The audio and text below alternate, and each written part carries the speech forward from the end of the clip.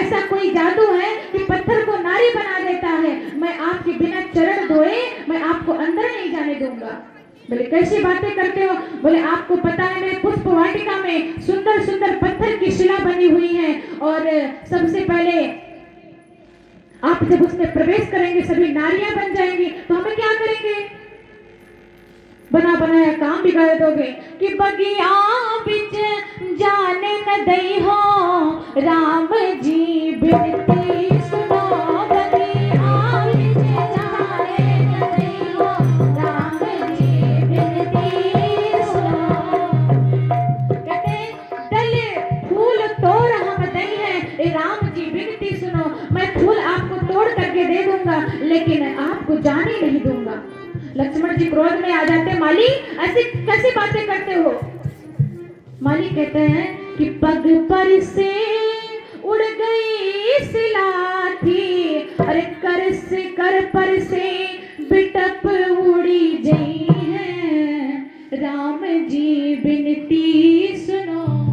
आपके पैर पड़ते ही एक शिला बन गई थी महाराज वो, और आपके क्या कर में जादू नहीं हो सकता महाराज, उसमें भी जादू होता है, मैं आपको नहीं जाने दूंगा।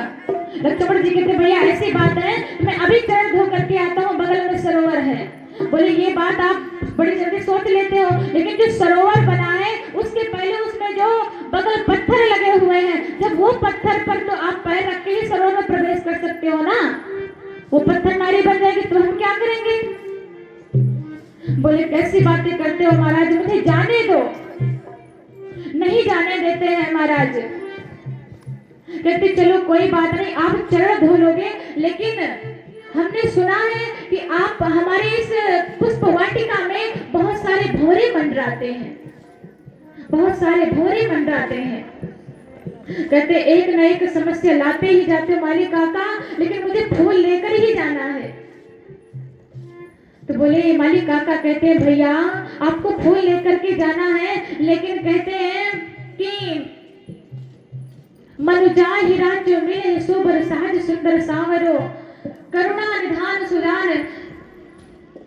आपका मुख भी कमल है, आपके चरण भी कमल है, आपके नेत्र भी कमल है, सारा आपका अंग ही कमल के समान है महाराज, इसलिए मैं आपको अंदर जाने नहीं दूंगा, आपको अंदर नहीं जाने दूंगा महाराज, आपको मैं अंदर नहीं जाने दे सकता हूँ। कहते हैं कन्नव कंज लोचन कंज मुख, कर कंज पद कंजारुड़म, नव कंज लोचन कंज मुख, कर कंज पद कंजारुड़म। आपके नयन भी कमल के समान है, आपके मुख भी कमल के समान है, आपका पैर भी कमल के समान है, आपकी जब कमल पर ही भंवरे मंडराते हैं, लेकिन जब कमलों का ढेर आ जाएगा तो मेरे भंवरे सारे आपके ऊपर मंडराने लगेंगे, इसलिए मैं आपको अंदर नहीं जाने दूंगा। लक्ष्मण जी कहते भैया उसकी समस्या के लिए आप परेशान मत हो, मैं फूल तोड़ लूंगा, मुझे कुछ नहीं होने वाला है। जब बहुत निवेदन करते हैं तो कहते एक समस्या और है मालिक काका। कहते हैं बोले अब कौन सी समस्या है? बोले हैं कि जब इस वाटिका में कोई प्रवेश करता है उसके पहले हमारे सिया जी का जयकारा लगाना पड़ता है, उनकी जय जयकार करनी पड़ती है। अब राघव सरकार कहते भैया कैसे कैसे कैसे आप समस्या डालते जा रहे हो? लक्ष्मण जी भैया ऐसी कौन सी समस्या, हम जयकारा भी लगा लेंगे। लक्ष्मण जी कहते हैं बोले जानकी मैया की। लक्ष्मण जी तो कह देते, लक्ष्मण जी अंदर प्रवेश हो गया, राम जी पीछे से जाने लगते हैं। मालिक काका कहते हैं भैया जिसने दवा खाई है उसी को फल मिलेगा, वही की बीमारी दूर हो सकती है। तो राघव सरकार नहीं ले रहे हैं नाम। लक्ष्मण भैया कहते हैं भैया मन ही मन तो लेते हो, आज बाहर से भी ले लो। राघव सरकार को भी कहना पड़ता है, बोले जानकी मैया की जय हो। जैसे ही जानकी मैया का जयकारा लगाते हैं महाराज, राघव सरकार अंदर प्रवेश करते हैं। अंदर प्रवेश किए और पुष्प लेने ही वाले थे महाराज कि पुष्प वो तोड़ते नहीं हैं। कहते हैं उसमें प्रवेश किए और पुष्प नहीं ले रहे महाराज, पुष्प अपने आप ही वो दोना लिए हैं और पुष्प अपने आप ही तोड़ करके उस दोने में चले आते हैं महाराज। एक बड़ा प्यारा भाव है कि संत जन कहते कि इस नगर में हमारे अतिथि आए, उनको काम ना करना पड़े, इसलिए स्वयं फूल अपने बहनोई के दोने में चले जाते हैं। बोले श्यावर रामचंद्र भगवान की जय हो। जैसे ही राघव सरकार पुष्प तोड़ रहे थे, उधर से मैया सीता गौरी पूजन के लिए चली आई, क्योंकि विवाह का समय हो रहा है। हमारे धर्म में कहते हैं कि विवाह करने से पूर्व नारी, एक कन्या गौरी पूजन के लिए जाती है। माता का आदेश मिलने पर मैया सीता अपने सखियों के साथ गौरी पूजन के लिए आई हैं कि तेहि अवसर सीता तहाँ आई, तेहि अवसर सीता तहाँ आई, गौरी पूजन जननी पठाई, गौरी पूजन जननी पठाई, तेहि अवसर सीता तहाँ आई, तेहि अवसर सीता तहाँ आई, गिरिजा पूजन जननी पठाई, गिरिजा पूजन जननी पठाई, एक सखी सिया संग बिहाई, एक सखी सिया संग बिहाई, गई रही देखने फुलवाई, गई रही देखने फुलवाई, गई रही देखने फुलवाई, गई रही देखने फुलवाई। गौरी पूजन को जाती है महाराज, और पुष्प लेने सारी सखियां जाती हैं। उधर गौरी मैया की पूजन करें सीता मैया, एक सखी उसी में से पुष्प वाटिका में चली जाती है। उस पुष्प वाटिका में राघव सरकार और लक्ष्मण भैया भी पुष्प लेने आए हैं। एक सखी सिय संग बिहाई, वो फुलवारी देखने चली आती है, और जैसे ही उन सुंदर सुकुमार को देखा, देख करके महाराज वो पागल हो जाती है, और वहां से दौड़ी दौड़ी आती है, लड़खड़ाती हुई चली आती है महाराज। जब लड़खड़ाती हुई अपने सखियों के पास पहुंचती है, जब सखियों के पास पहुंचती है महाराज, सखी ने पूछा ये कैसी अवस्था बना ली हो, ये कैसे चली, क्या पागल हुए? अभी 2 मिनट के लिए आप हम सबसे बिछड़ी थी, कैसे आपको कोई मिला था क्या, कैसे आपकी अवस्था हो गई है? लेकिन भगवान को देख करके सुध बुध को भूल जाती है और कहती सखी कि गिरा अनयन नयन बिनु बानी, गिरा अनयन नयन बिनु बानी, गिरा अनयन नयन बिनु बानी, गिरा अनयन नयन बिनु बानी, श्याम गौर के मैं कहाँ बखानी, श्याम गौर की मैं कहाँ बखानी, श्याम गौर की मैं कहाँ बखानी, श्याम गौर की मैं कहाँ बखानी। बोले सखी एक सुंदर सुकुमार आए हैं, कोई आया सखी फुलवरिया में, लेकिन ऐसे वैसे वो साधारण बालक नहीं है, साधारण किशोर नहीं है। बोले कैसे है? बोले कि कोई आया सखी फुलवरिया में, जैसे जादू है उनकी नजरिया में मुझ पर जादू कर दिया है। बोले कैसे बातें करते हो? जनक महाराज की पुष्प वाटिका में ऐसा कोई जादूगर थोड़ी नहीं आ सकता है। बताओ कैसे हो, किस प्रकार के हैं, किस तरह के वस्त्र पहने हैं? सखी कहती है मैं अगर इन मुख ने देखा होगा तो ये इन मुख ने देखा नहीं जो बता सकते हैं। गिरा नयन नयन बिन बानो, जिन नेत्र ने देखा है उनके पास कोई मुख नहीं जिसका वर्णन कर सके।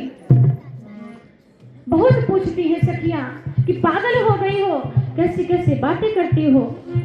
सखी कहती है एक बार देखो तो चल के कि कुछ कर दिया है शायद, कुछ कर दिया है शायद, उस ड्रग विशाल ने अरे मन को फंसा लिया है, मन को फंसा लिया है। घुंघराल बाल ने कुछ कर दिया है शायद, कि तासु दशा देखी सखिन पुलक गात जल नयन। उस दशा को देख करके उनके नयन झरझर बह रहे हैं महाराज। सखिया कहती हैं ऐसी दशा आपकी बन गई है। तो एक बार माँ सीता के पास दौड़ी दौड़ी आती हैं। जब माँ सीता ने सुना कि कोई आया, सारी सखियां दौड़ करके जाती हैं और उन सुकुमार को दिखाती। राघव सरकार को जैसे उन सखी ने देखा, सीता माँ ने देखा, सीता माँ देख करके वो भी लीन हो जाती हैं कि तुहे राखूं मैं सजनवा कवन विधि से, हाँ कवन विधि से। इधर मैया गौरी का पूजन कर रही थी कि मैं आज मेरे पिता ने प्रण किया है, धनुष यज्ञ का आयोजन किया है। उस धनुष यज्ञ में बड़े बड़े राजा आ रहे हैं और माँ आप कृपा करना कि मुझे सुंदर वर मिले। और माँ मांग करके वर जाती है। जैसे पुष्प वाटिका में पहुंचती हैं और सुंदर राघव सरकार के दर्शन किए। कि तुहे राखो मैं सजनवा कवन विधि से, हाँ कवन विधि से।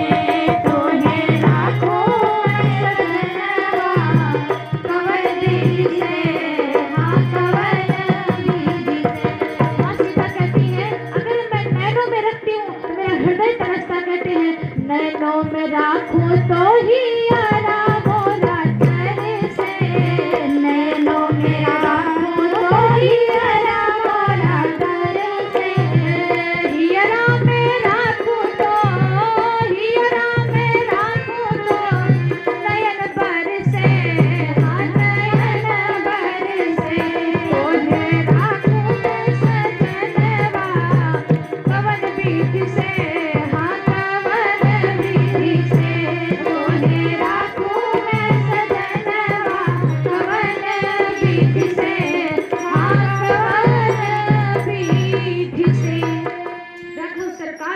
देखती है माँ सीता अपने नयन दोनों पलक बंद कर लेती हैं कि अगर पलक बंद कर लूंगी, क्योंकि बड़े ध्यान से देखूंगी तो ये सारी सखियां कहेंगी कि पराये पुरुष को बड़े ध्यान से देख रहे भी इनके पिता ने इतना कठिन प्रण ठाना है, लेकिन मेरे देखने की लालसा बढ़ती जाती है सांवरे।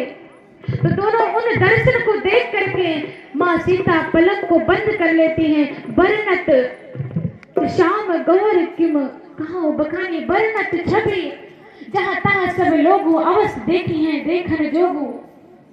लता ओट तब सखी ने लखाए, श्यामल गौर किशोर सुहाए। अपने आंखों में पलकों में समा लेती है महाराज।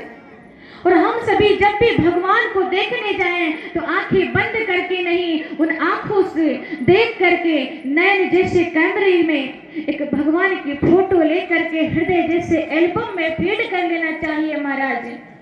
जब इतने ध्यान से देखे उस छवि को, उस मूर्ति को, कि जब भी ध्यान करें उस एल्बम को खोले तो भगवान ही सामने आए महाराज।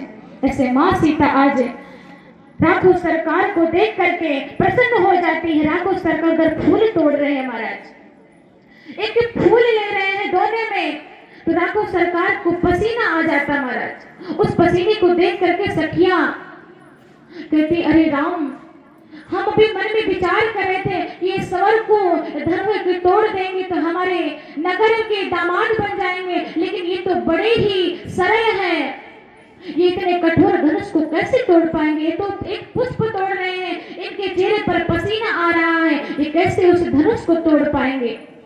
और शरद का प्रभात रहा, ज्येष्ठ का महीना भी नहीं है, लेकिन इनके चेहरे पर पसीना है।